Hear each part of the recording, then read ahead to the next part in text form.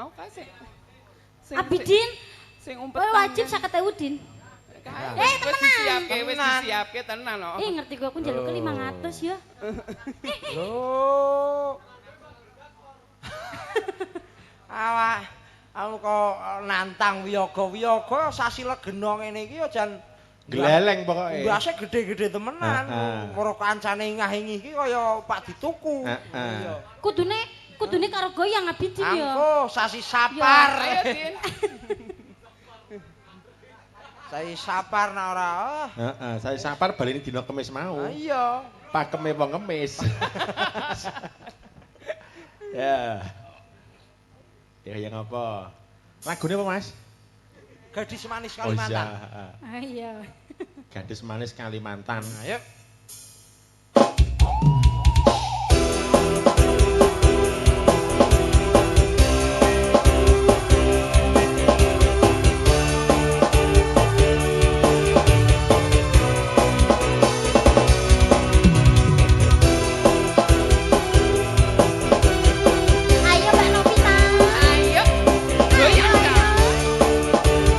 Maju kanan, sangat istimewa.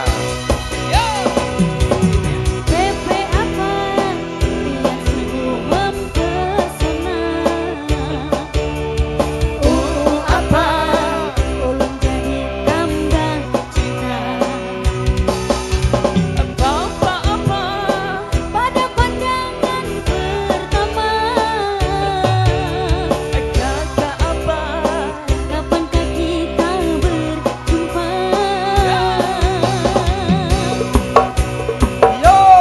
Yo. Senyum tipis dan menawan, gadis manis sekali mantan. Maulah ulun terkesan sepanjang malam. Senyum tipis dan menawan, gadis manis sekali mantan. Maulah ulun tak bayang-bayang.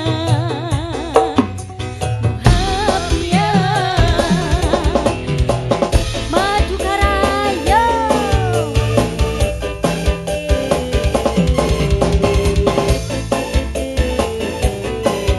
Asik,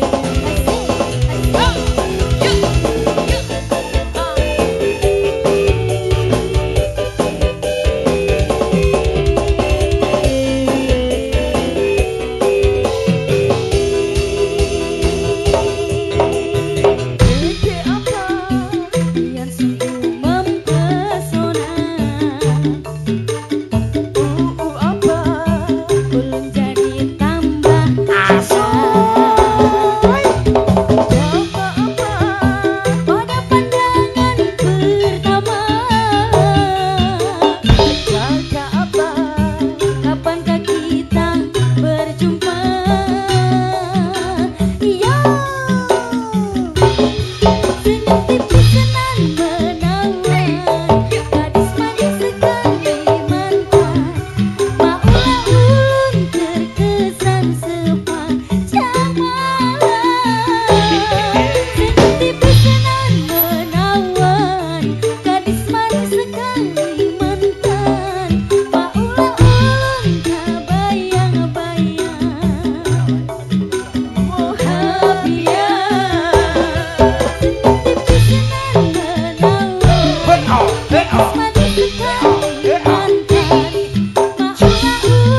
Terkesan sepanjang malam. Senyum tipis dan menawan, gadis manis sekali mantan. Maulah ulun tak bayang-bayang.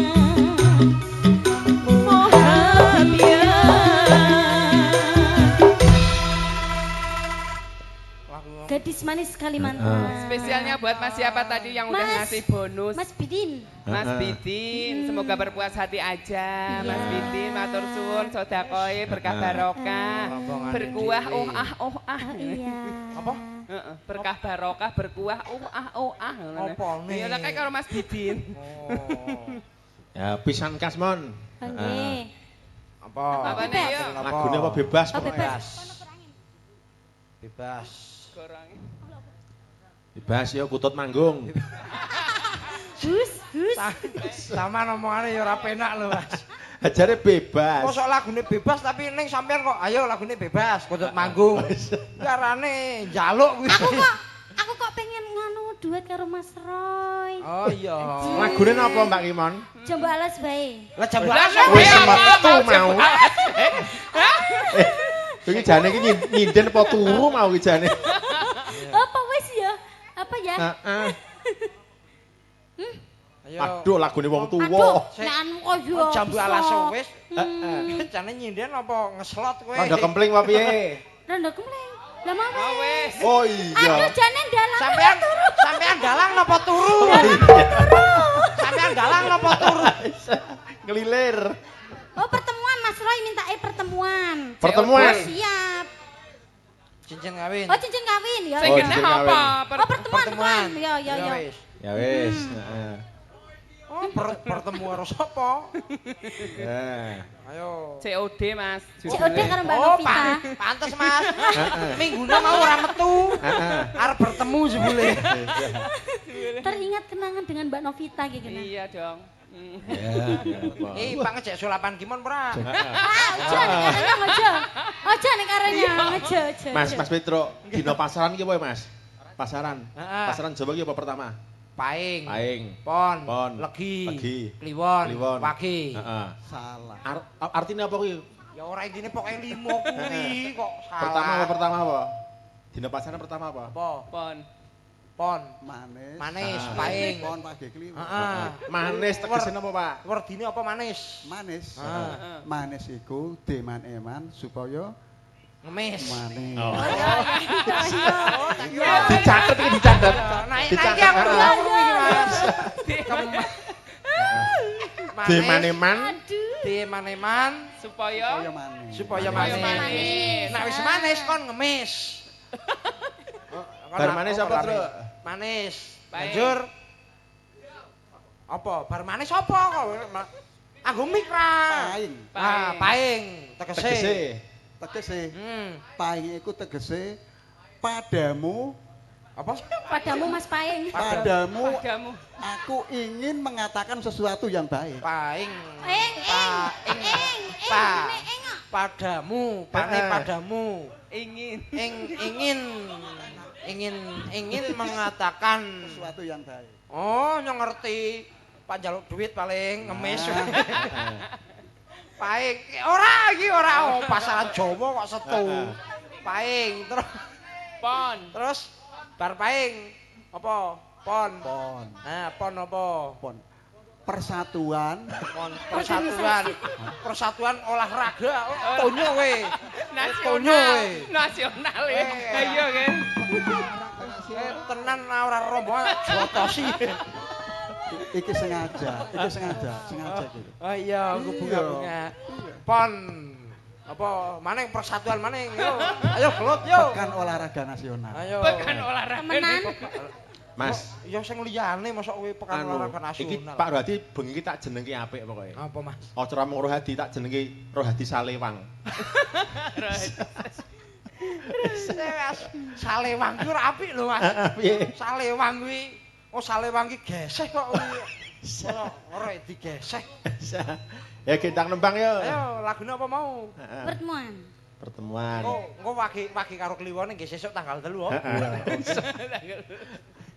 Ya.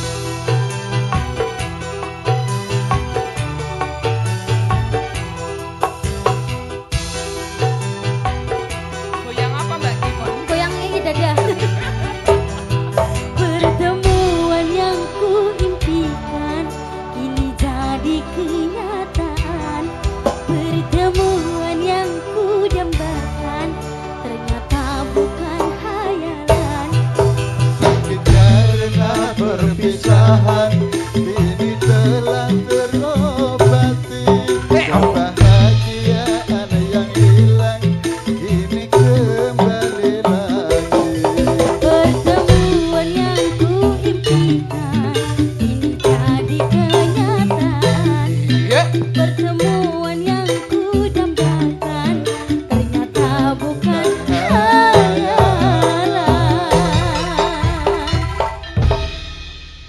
Sampun Mas Roy, matur nuwun. Mbak Kinor, semoga sehat selalu, Amin. sukses. Top tenan Mas Roy. Amin. Nyanyi iso, hitung-hitung dino pinter, sulapan maer. Sulapan ya pinter. Sulapan maer. Heeh. Kan kudu pinter kan ngomongnya iya. sampean kan kudu pinter daripada sugih ya, Pak. Iya. Lah iya. Nggih besok cari tanggal 3. Lalen bukune mau ora dibuka ngomongnya nembe bisik-bisik karo nyong. Pisan malih Mas. Nggih. Kuwi Mas Murojar nembang apa coba? Ayo. Moraji nyanyi apa? Wene sing rame. Kali kutang. Karo sapa ora? Kene ora. Sing njaluk ora. Karo sapa? Sapa sing njaluk mau? Wis palang oto semingkir. Ayo kowe. Ayo arep ngaturi apa? Lagu apa? Monggo manut. Duet malih napa? Duet juga boleh. Apa? Hmm. Arep apa? Apa Mas, kayak mau sapa sing njaluk tali kutang sapa? Sing ning Gonson. Oh kono, saka mburi kono. Saka mburi. Heeh. Heeh, nggih tali kutang napa, Dik? Iya. Heeh, ora apa-apa. Heeh. Cem, iki tali kutang. Yo manut rau kae Ya. sing njaluk kae yo. Ayo. Monggo tali kutang.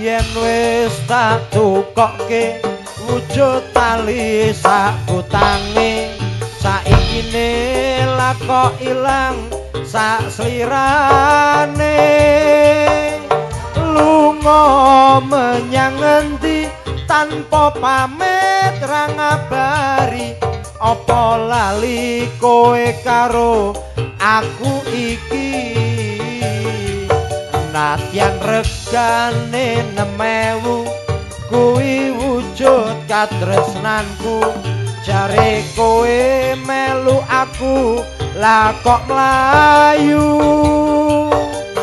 apa kurang larang pungkasane kowe ngilang ning endi aku goleki tali kutang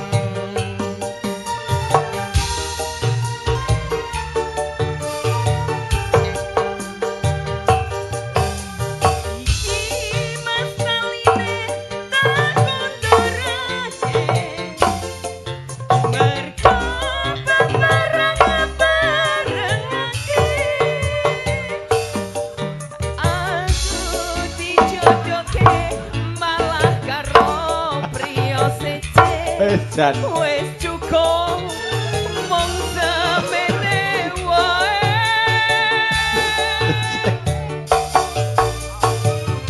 Aduh Kang Mas Antom Basuki aku ora bakal lali yen Gusti ngeparengake mesti bali. tali kutang iki tak sim Malah nyetrum. tali kutang tresnaku kang suci ya jangkrik nyetrum Salah ya dhuwure kok. bahaya sebule yakin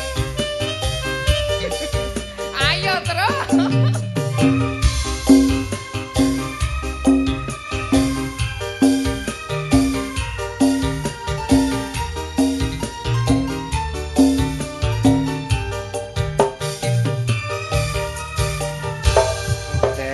yen wis tak tukokke wujud tali sakutange saikine lak kok ilang sak slirane lunga menyang endi tanpa pamit ra ngabari apa lali kowe karo aku iki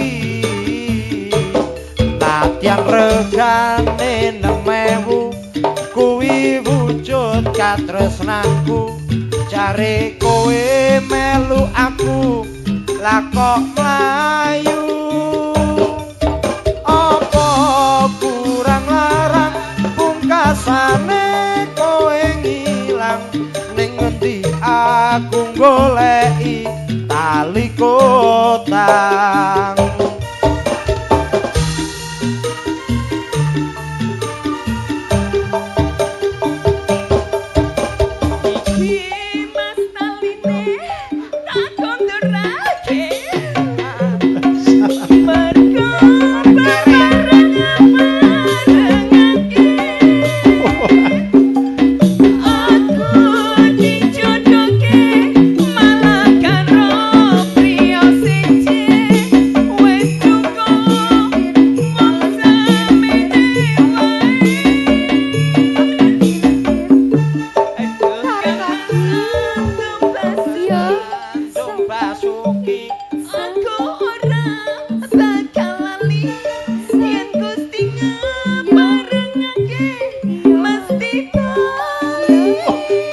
ditekak demit tali kotang iki tak simpen tekaning pati tali kotang saksi tresnaku kang suci tali kotang saksi tresnaku kang suci terus macem-macem kowe. Macem-macem karo sapa? Sembrono kowe. Lah sembronone. Iki anake sing duwe lagu iki nang kene lho. Heeh sih. Lho iki genduke Sasa kuwi. Oh. Heeh. Sing duwe lagu iki. Sing duwe lagu Tali Kotang. Nika Mbak Sasa kuwi. Mula ngene. Putrine Suwargi Cak Dikin. Betul. Mula ngene, Truk. Kabeh mau gumantung gurune. Nggih. Nek gurune apik mulang ya apik. Lah Lah Muhroji kuwi nek sinau nembang kuwi karo Tanuji. Karo Tanuji. Nek sinau ning nggon ngerum. Oh, Tanuji sing di Tanuji. Sing meking. Mas. Heeh. Aja ngrembug kuwi. Heeh piye? Piye? Wong Tanuji ngerum kuwi sing ngejek nyong e. Berarti sing marahi kowe, Tru. Heeh. Sing kaya ngopo, Tru? Tanuji. Ayo, Ji. Sing meking. Ji, kelingan apa ora, Ji? Ngisor satingan. Ngisor satingan. Cium-cium kowe mono nyumprono men keglundung mengisor kowe. Gigal modon malah. Gelo anake sing duwe lagu. Oh, gelo. Lah ya apa ora kae lagune nyekek kok. Ah ya lumrah ra kae. Ya apa ora wong banci kon suarane lanang. Dasare nyatane ora kuat to. Iya. Kon priye maning.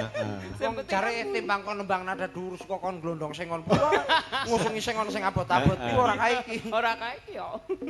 Pisan Mas, pisan Kas Mas. Nggih. Petro. Pripun badhe? Nyuwun dawuh kalian para pamirsa Mas.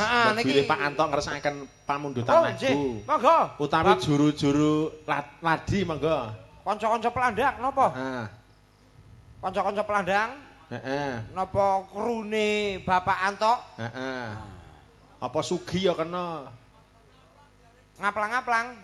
Ngaplang-ngaplang. Oh iya. Sapa kae sing ngaplang-ngaplang? Ya Kimon mon. Heeh. Ngaplang-ngaplang. Heeh. Jan. Murasio ngaplang-ngaplang. HP-mu selehan sik. Selehan sik. Nah, ngono lho. Jarene dipanggil kuwi gendang cepet ngono lho.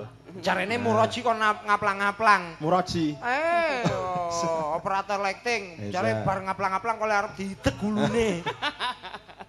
Dek apane? Ideg gulune. Ayo. Ya ngapa? Ngaplang-ngaplang. Ya. Ngaplang-ngaplang. Tarling ya niki Mas ya. Heeh, darling. Ayo.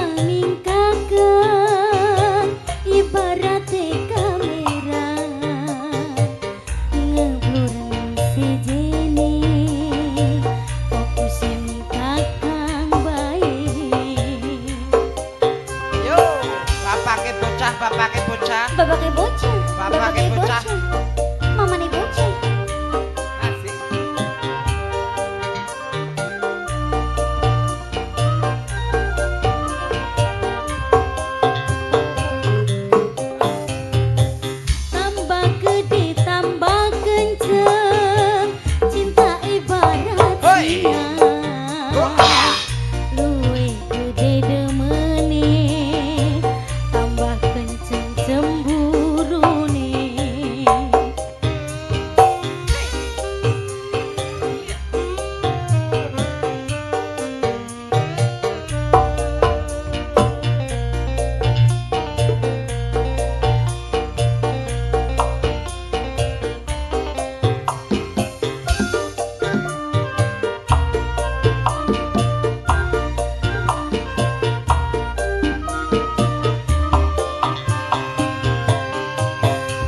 curiga malah pengen kakang curiga cemburu malah pengen kakang cemburu cemburu curiga tanda rindulan cinta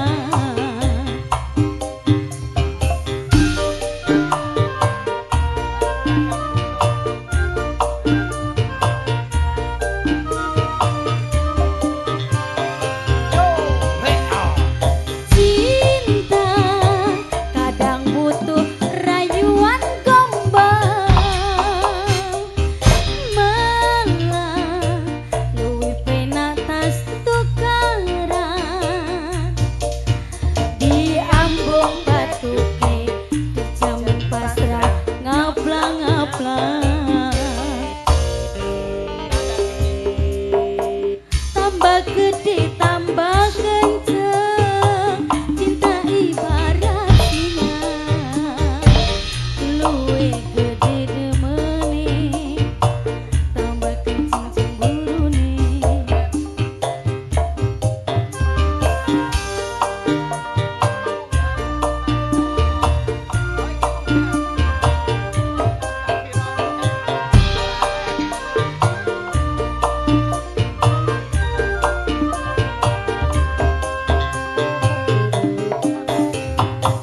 tambah gede tambah kenceng cinta ibarat singa luwe gede demene tambah kenceng cemburune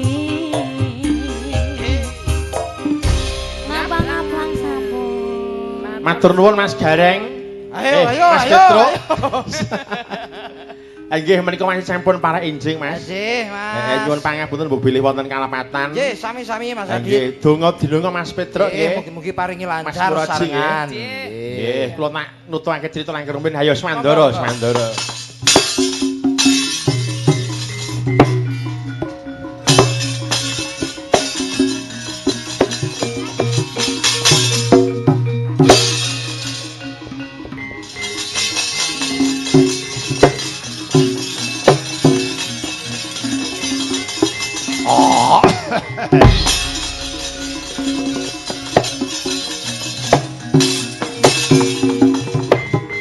Putra Pandhawa tata Kadiwisaya Indriyaksa Sara Maruta Bawana Bana Margana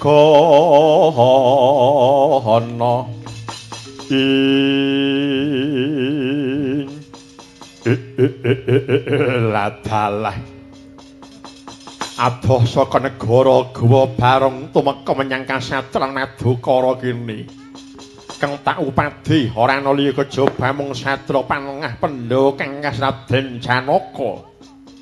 Oh Raden, dina samengko manjula lakane naga mlebu ing semut paribasane bakal tak wadi Raden. Oh.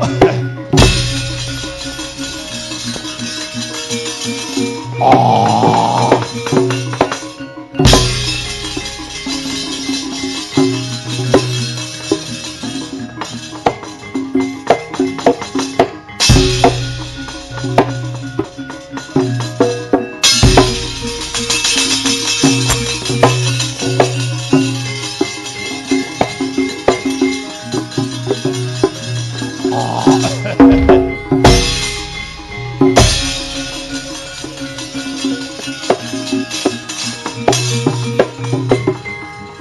Putra Pandhawa tata Kadiwisaya Indriyaksa Sara Maruta Bawana bana margana samirana lan warayang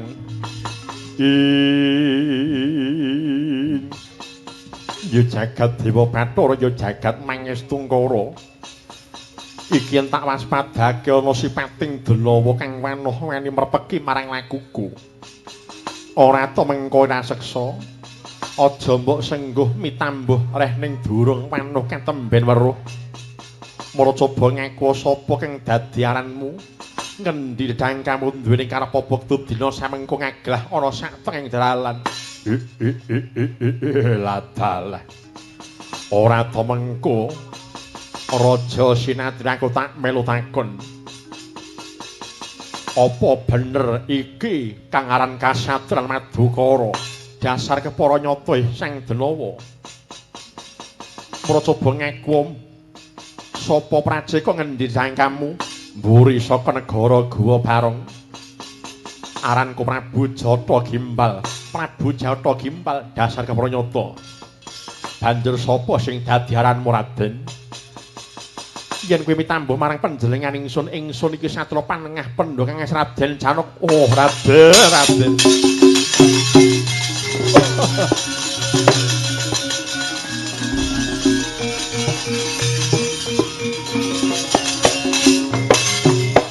Kagatri sang kabeh rangurin angkul kinlembet gembet dosa ngretnaning bawana.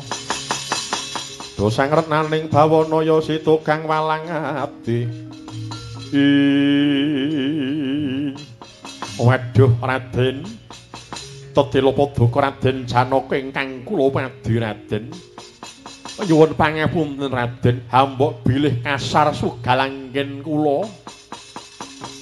Matur kaliyan paduka Raden Janaka. Tunada kapan ngatur kula nyuwun pangapunten ing saklangkung agung Raden. Ya ora dadi baya pengapa.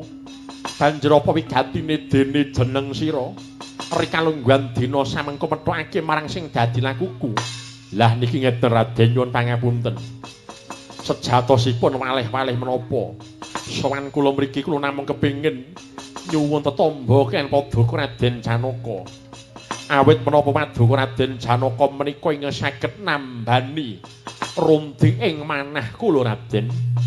Prasajan kemawon wekdal dinten samangke kula menika nembe.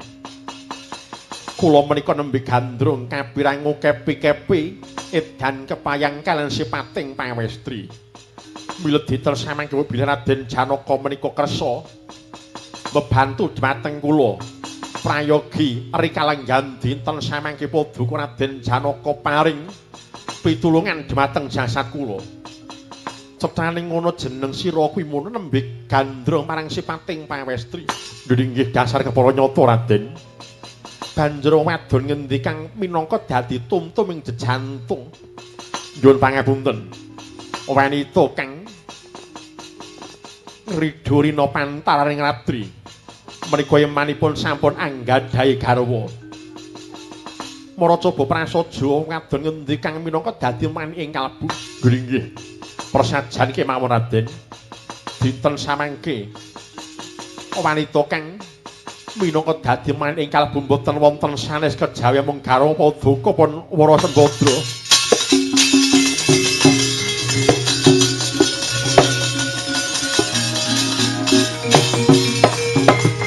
Kagatri sang kabeh rangu. Ora nanggul kinembet gembet dosa ngretnaning bawana. Dosa ngretnaning bawana ya si tukang walang ati. Ora to mengko Jata Gimbal. Apa setya lair batin nggonmu tresnani marang garwaku Yai Wara Sembadra? Nganti mbok rewang adoh saka negaramu Guwa Barong tumeka ana ing Nusa Jawa. Ndarat ana Kasatran Madukara. Wangune tresna lair batin mbun kepengin tresnani marang garwaku Yai Wara Sembadra. Nggih Raden. Kabedhela jaja kula kapendheta manah kula mboten badhe suwala. Rikalenggan dinten samangke prasajan kemawon kula kepengin dedhau pangkel paduka garwa paduka pun Yai Wara Sembadra. Oleh ning garwa paduka menika kathah Mila menawi kula suwun salah setunggal kinten kula menika mboten menapa-menapa awit Garapada menika sampun kathah. Yen pancen kaya mangkono Jatha Gimbal. Tak pranggal puja pasuki muga-muga dina samengko kasembadan nggon kepengin dedaupan lawan garwaku Yai Wara Sembadra.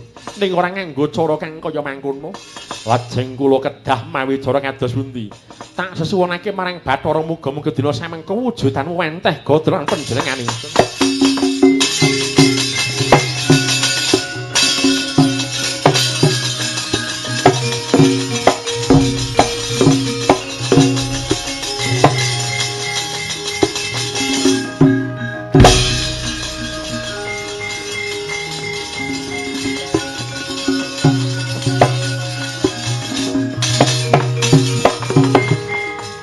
Bumi goncang kanjeng langit kelap-kelap katon lir gencanging alis risang mawe gandrung sabarang kadul wukir moyak mahayik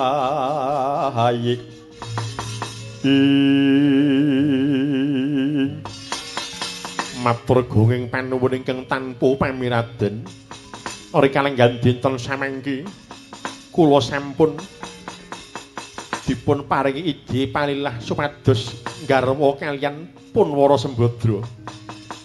Yen pancen kaya mangkono tumuli wektu dina samengko tak tundung lunga saking papan kene. Muga-muga kasembadan apa sing dadi sedyamu nggih. Matur gunging panuwun amit madhal pasilan.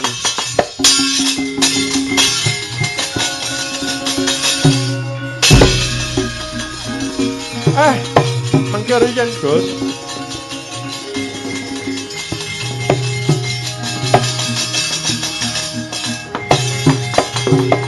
Semarika den prayitna semulire sega balik ditiyoni gandayani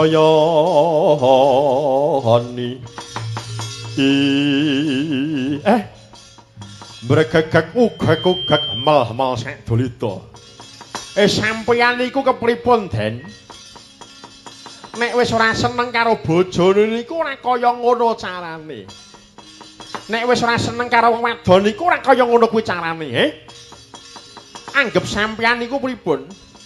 Lah kok duwe bojo kok diweh-wehke karo wong lanang liya niku maksud sampeyan pripun? Kaya mangkene Kakang, iki ngeras pantesna dinggonku. Neter sepira ta bobot katresnaning Wara Sembadra kelawan Janaka. Upama wis pinesti Wara Sembadra ontat saka regeman tanganku ya ora kurang dalalan. Ning kosok bali ento Wara Sembadra wektu dina samengko pinesti dadi bojoku. Judul donya nganti temekaning ndelahan ya uga ora kurang jalaran Kakang. Mula kuwi wektu dina samkaya padha diawat-awat bebarengan kaya ngapa laku jantraning baban lakon iki ya Kakang.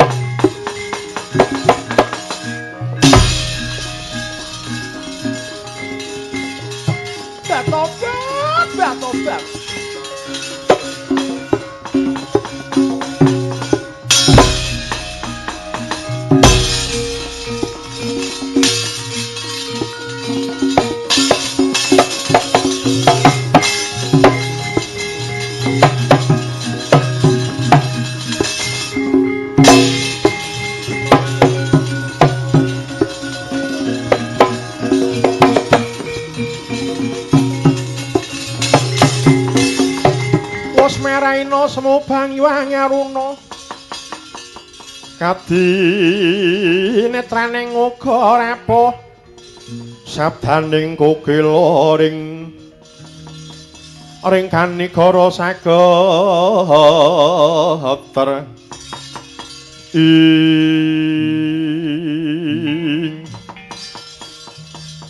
ya jagat Dewa Bathara ya jagat Mangestungkara ora pati nduga mana layak to layak kawit isuk mau jagone padha tarung ora nyono ora nglegi wa jebul papan dunungku kene ketekan marang sipating raseksi ora to mengkoni sanak aja mbok sengguh mitambuh ning panjenengan ingsun durung manuh katemben weruh mara coba ngaku sapa kang dadi aran muni sanak nuning nggih Sang Kusuma Dewi mugi anepangaken kula menika tebesaken negari Guwa Barong Sudya mastani dene nami kula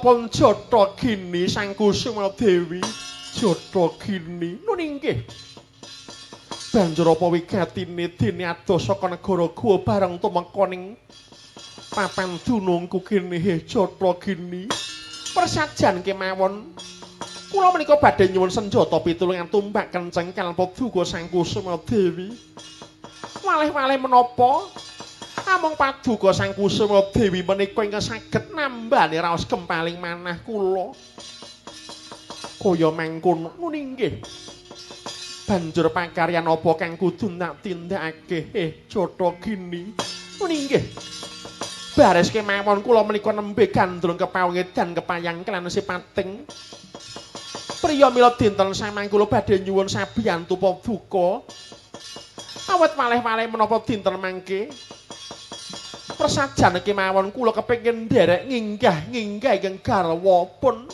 Satra Panengah Pendha kang Raden Janaka Sang Kusuma Dewi ya jagat Dewa Bathara ya jagat Mangestungkara ora pati nduga wana jebul wektu dina samengko bejo temen bapakne kulup ing ngatas akeh garwa ning parandene isih ana wanita kang tulus kepengin ngadeni marang panjenengane yen pancen kaya mangkono Jatha Gini apa lair batin nggon nuwun tresnani marang Pangeran Janaka nuning nggih lair batin anggen kula tresna kaliyan Raden Janaka Panengah Pandhawa yen kaya mangkono wektu dina samengko ora nganggo cara kaya mangkono tak sesuwunake marang Bathara muga-muga wektu dina samengko pewujudanmu wenteh gotrong panjenenganing ingsun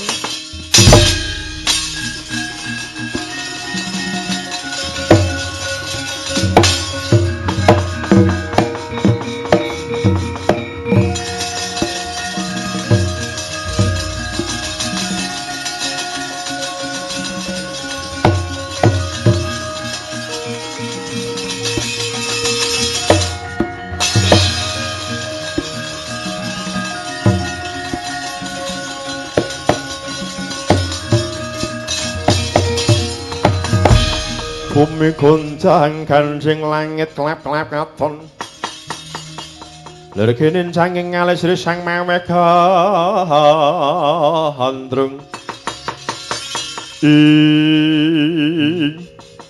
matur gunging panuwun Sang Kusuma Dewi dene wujudan kula menika sampun ayu yen kaya mangkono tumuli tak tundung lunga saka ing papan kene upadinen calon garwamu ya kuwi Pangeran Harjuna nyuninggih parimet madal pasilan bidal sama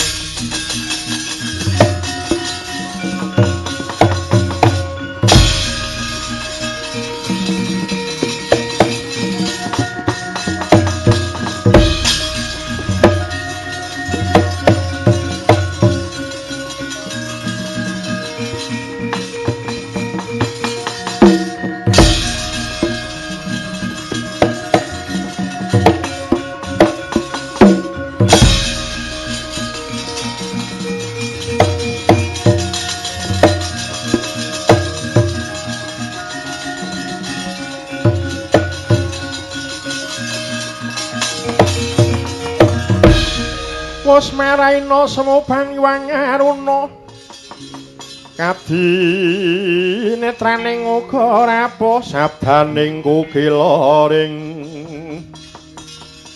kanigara sageter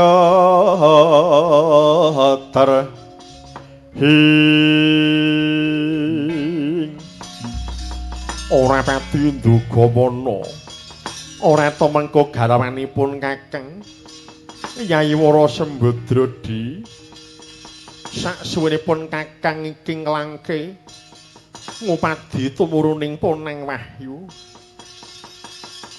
Pun Kakang bareng kundur menyang kasatren Madukara kok kapang banget kelawan Siyadi. Parandene wektu dina samengko Siyadi sumusul marang laku jantraku. Nyatane wektu dina iki ketemu ana sajroning wanaga iki Wara Sembadra. Nuninggih Kakang Mas. Semanten ugi kula ugi kapang sanget kula kangen kaliyan panjenengan.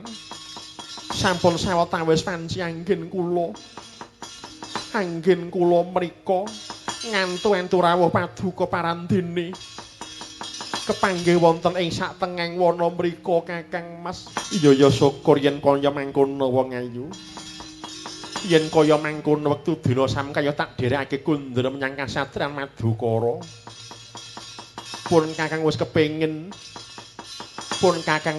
pepasihan kelawan Siyadi. Merga sawetara wanci mbonipun Kakang langke saka kasatran Madukara iki gayuh wahyu sing jenenge wong tirakat kunur paribasan ora mangan ora ngombe.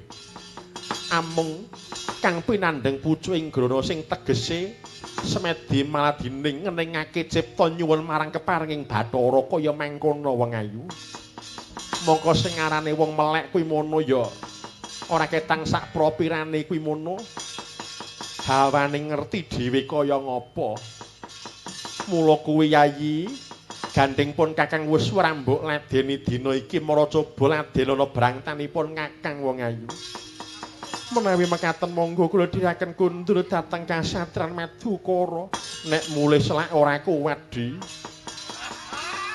Mula kuwi tinimbang wektu dina iki tirta kamandhanu muntrat nyang ngendi-endi. Mengko ndak dadi kama salah ayul diladeni ana ing papan kene wae di. Dasare ing kono ana grumbul. Ayo golek grumbul ngupadi papan dunung sing sepi. Monggo kula diraken.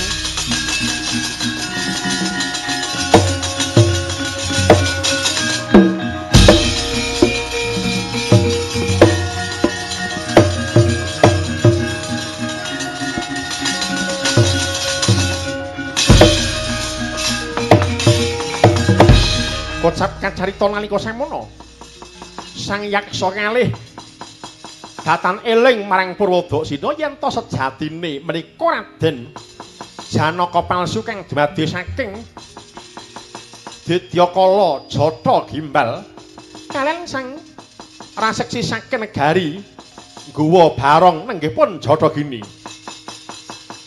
Mila datan kenyananya kalihipun sami andon asmara wancin dungkap enjing kagiat kekalihira badar satine wujud tatoba.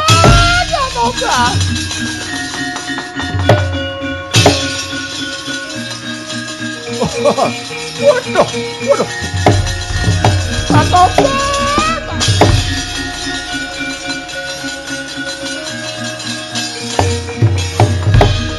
ora patin duka mana.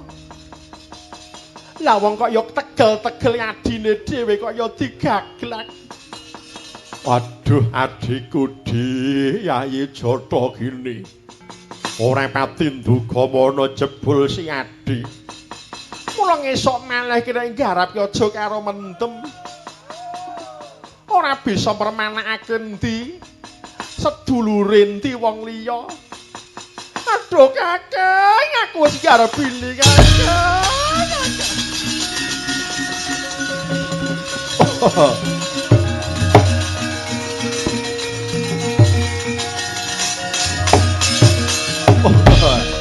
Ora trima aku di. Pun Kakang ora trima. Tak gawe pengirameran, tak gawe pengirang-irang satra panengah Raden Janaka. Pun Kakang mitungkas marang Siyadi. Besok bayi kang ana kandhutanmu kuwi mono weneh ana tetenger. Kala srengge ya di.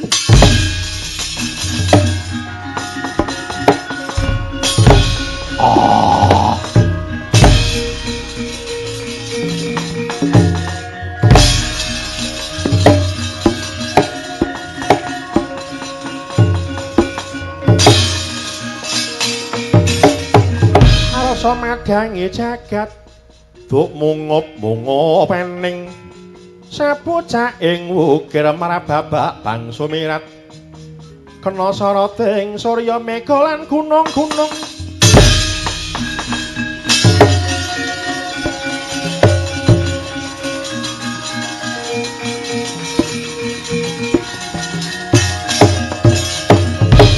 nganti cengkrungen rasaning atiku paribasan ngenteni sileming palwa gabus timbuling madu item nggonku nintingi sadra kang bisa ngasurake juriting atmaja gendhing pitu parandene wektu dina samengko durung paja-paja ana kang bisa ngalahake gridaku yen tak sawang kledang-kledang ana sadra gagah gong Birawa wani metokake marang aku sapa cak jangkai dewa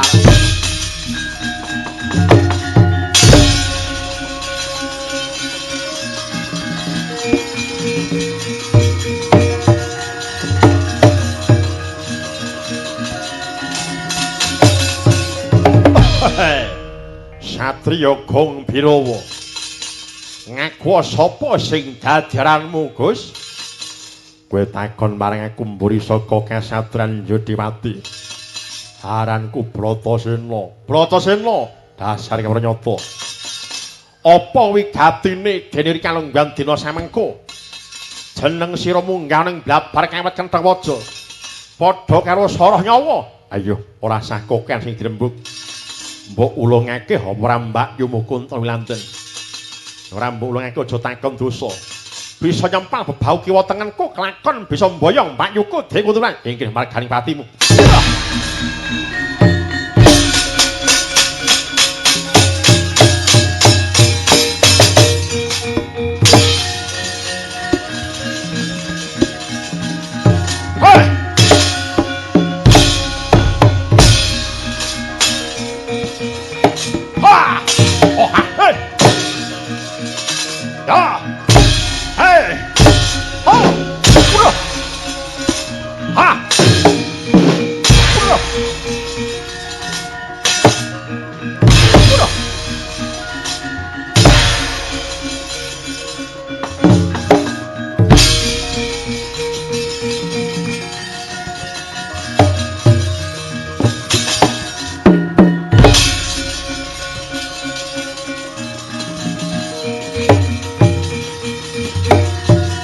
wah iki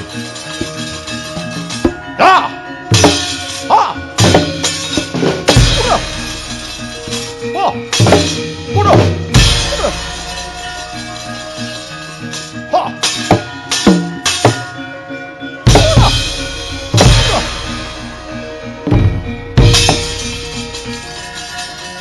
ayo kamu seroto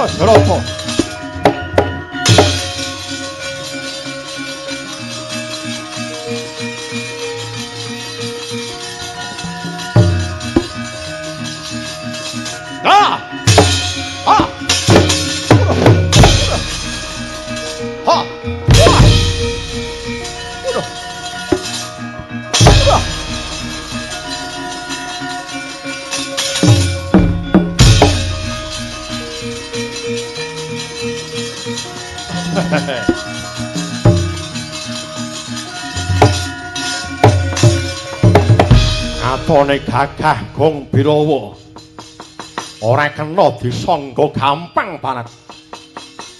Mara coba waspadakno ketaman aji jaya katiasan wujuding pelokon selumuh dadi apa wanet.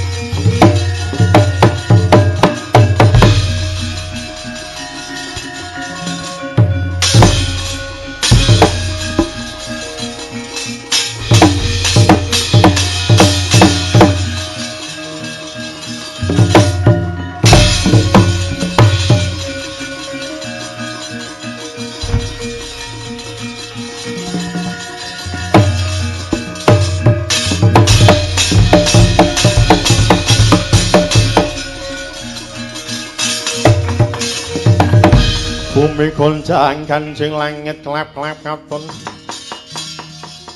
Lergin janging alis sang mawega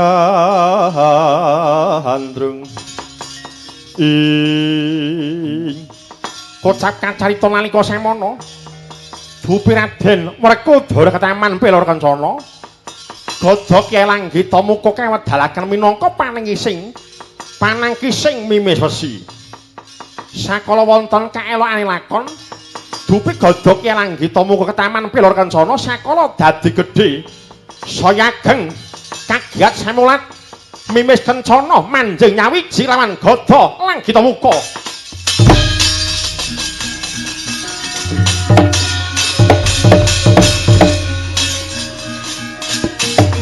ayo sadurung gendhing pita aja takon dosa yen pancen agem telu aja takon dosa kelakon tak rujak polo waduh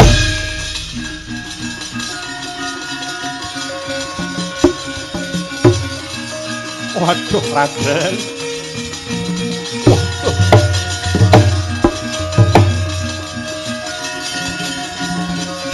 waduh kula sampun teluk waduh waduh Raden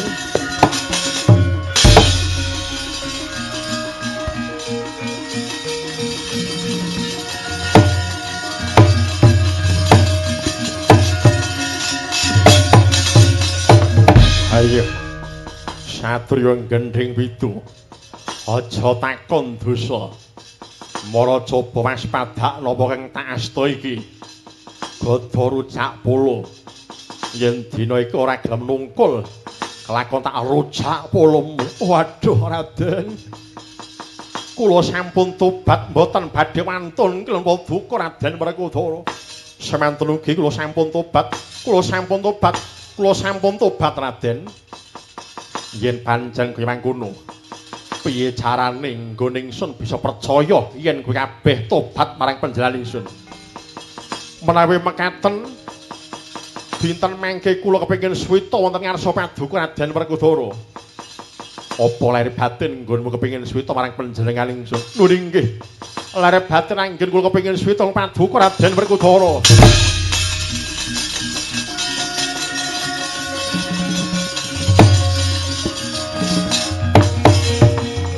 yen pancen padha mertobat wektu dina iki ulungna Mbak Yuma Dewi Kuntal Wilanten nggih ngestaken dawuh lan besok jeneng sira kabeh bakal tak dadekake punggawa ening kasatran Jodimati gagak buka wonten dawuh Raden reh ning jeneng sira kuwi mono sliramu kuwi mono pambayuning kadang-kadang wing gendhing pitu mula seksenana kuwi besok bakal tak wisuda minangka dadi patih ana negara gendhing pitu weh matur nuwun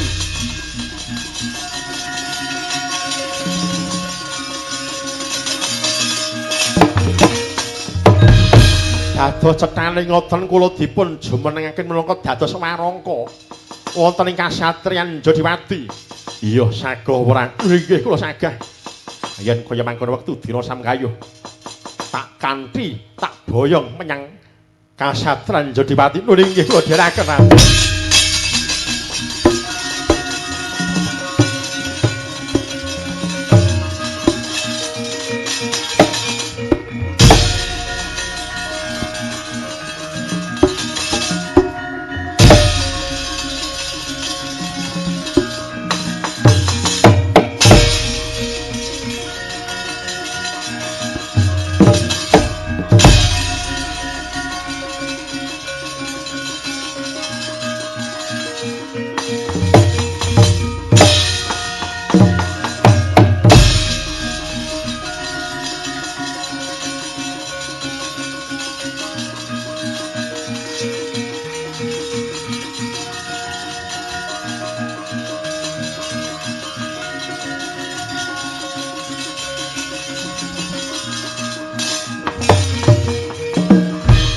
Gunjang ganjing langit kelap-kelap katon lerginin sanging alasri sang mawega handrung ing Ya jagat Dewa Bathara ya jagat Pangestungkara. Nyuwun pangapunten Sang Kusuma Dewi. Mugi tepangaken kula menika wingking saking negari Ngamarta Sudya Mastani. Jejuluk kula pun Puntadewa. Inggih Darma Kusuma inggih Sang Ajata Sadru. Tebih saking negari Ngamarta ingkang kula ajab mboten wonten sanes kejawi amung boyong sekari kedaton negari Slagayama inggih ingkang sesilih Dewi Kuntal Wilanten. Pramila kalenggan dinten samangkirih ning adhi kula kadang kula panenggak Pendharaden Werkudara ingkang saged muput sayembara gendhing pitu mriki mila dinten mangke Sang Kusuma Dewi monggo kula diraken kula boyong dhateng negari Ngamarta ninggi ngestaken dawuh sinuwun.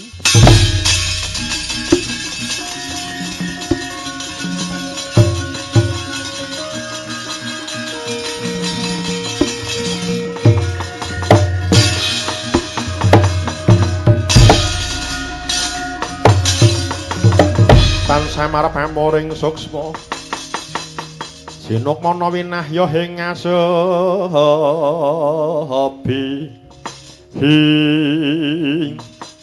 tanggap Sang Prabu Puntadewa Sang Putri Sigra Sinidikara Jleg Badar sejatine wujud inggih wahyu katentreman.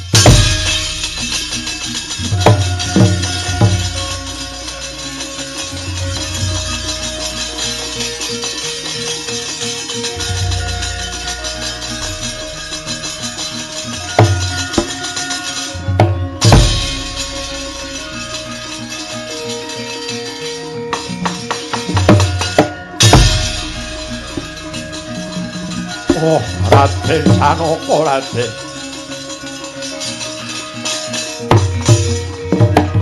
Aja girang gumuyu dupeh bisa nyidrani marang aku. Janji ketemu rondal aja takon dosa gigit supangapit lena pangil mati ing aku Raden. Oh.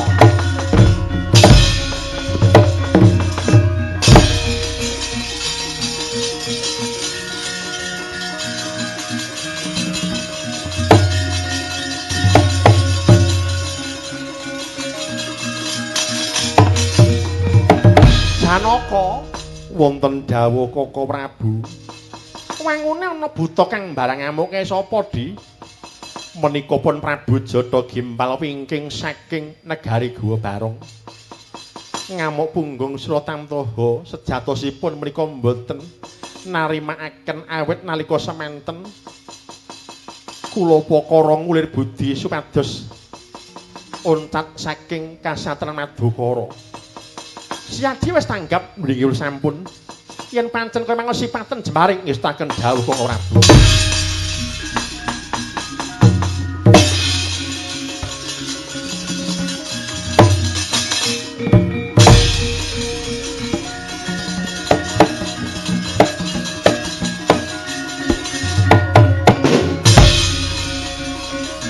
Ayo amuk-amuk swara mrata jawrata imbang-imbang sasat padha.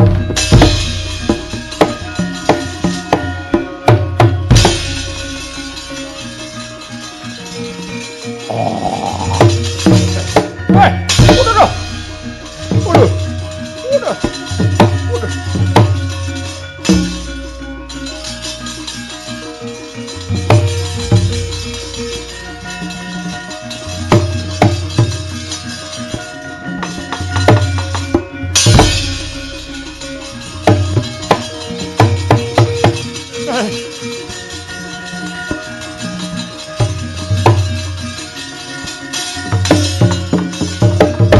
Engger para sata Kurawa engger waton lanang nyekel gaman ayo wahyu katentremen enggal direbut ya engger.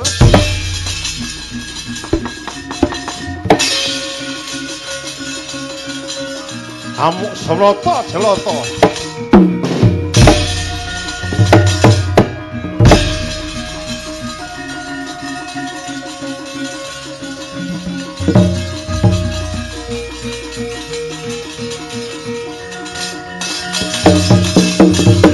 Werkudara, piye? jaluk wahyu katentreman tungkakku tamparana. Udah.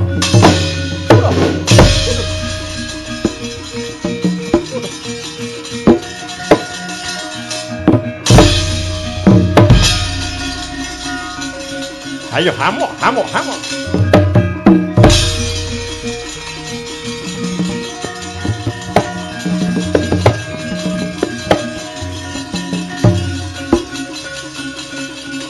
Ya.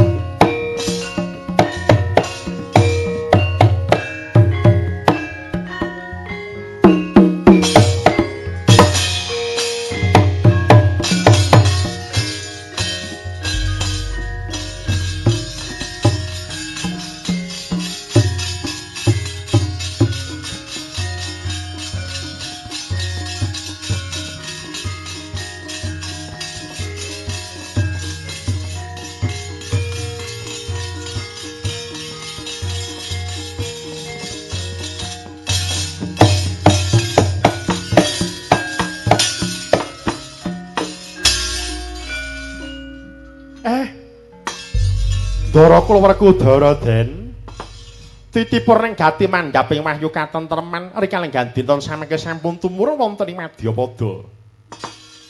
Pramila kanthi mandhaping punang wahyu katentreman saged mahanani tata titentrem kulawarga agung panjenenganipun Bapak Supriyanto lawan Ibu ingkang rikaling dinten mangke keparengi slamake ingkang putra mugi-mugi saged dados laring kang piguna tumraping bebrayan agung bekti dumateng tiyang sepah tansah bekti dumateng nusa bangsa lan agami amin Allahumma. Semanten ugi kula kang minangka dados pandheganing para ngadang wira pradangga seniman Sriwati kang mijil saking paguyuban Sanggar Seni Madukara kang mijil saking Desa Ndaraja Kecamatan Ndara Kabupaten Pekalongan. Hamba inggih wonten kintawi ruling basa miwah trapsilane ngatur nyuwun pangapunten ing sakelangkung ageng. Pamuji kula slamet sing nanggap, slamet sing ditanggap lan slamet sing nonton tanggapan amin amin Allahumma. Pungkasane ngatur bila taufik walhidayah. Wassalamualaikum warahmatullahi wabarakatuh.